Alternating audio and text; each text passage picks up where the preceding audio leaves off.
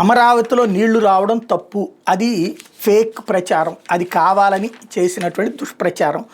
అదే సందర్భంలో ఏదైతే నెల్లూరు ఉదంతంలో కూడా తప్పెవరిది కాదు, అది ఖచ్చితంగా కఠినంగానే వ్యవహరించాం. అది దుష్ప్రచారమే.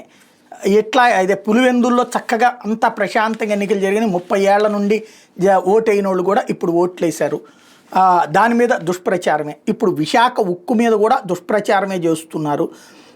అసలు ప్లాంట్ పరిరక్షణలో చంద్రబాబు కీలక పాత్ర పోషించారు.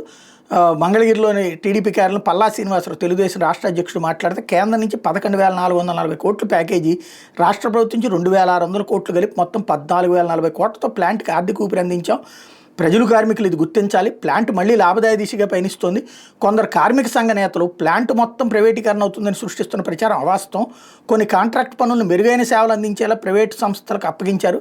ఇదేమి కొత్త విషయం కాదు. నెలకు 240 కోట్ల జీతభత్యాల భారం ఉన్న పూర్తి స్థాయి ఉత్పత్తితో నెలకి 100 నుంచి 200 కోట్ల లాభాలు సాధ్యమే అని చెప్పుకొచ్చారు. వైకాపా పాలనలో ప్లాంట్ 20 నుంచి 30% సామర్థ్యంతో నడిచింది.